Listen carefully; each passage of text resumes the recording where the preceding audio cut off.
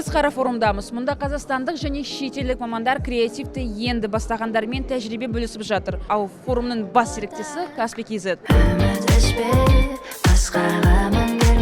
Мен қара форумға келдім. Маған қатты ұнағаны, менімен қатарлас, мен секілді ойлайтын адамдарды көру. Өлке өнер әлемінің бизнес, кино, білім, индустрия соның бәрінің ығай-сығай жиналып қалыпты. Өте күшті, адамдар өте көп, ол дегеніміз адамдардың талпынысы, ізденісі өте көп деген сөз.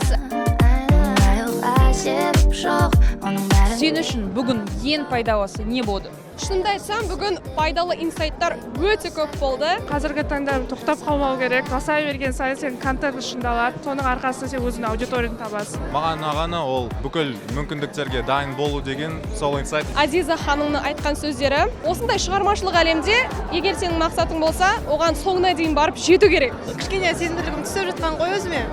И тұртты, көтеріп жүрдік. Мотивация, я? Мотивация. Let's go! Неткен керемет. Не деген мынау инсталляциялар. Қара форум бұл тәжірибе, жаңа идеялар және креативке жасалған алғашқы қадам. Мұнда өз жолын енді бастап жатқанда тәжірибелі креаторлар да жиналады. Ал Каспий.kz форумның бас серіктесі болып, жас таланттарды қолдау өте керемет. Каспий.kz!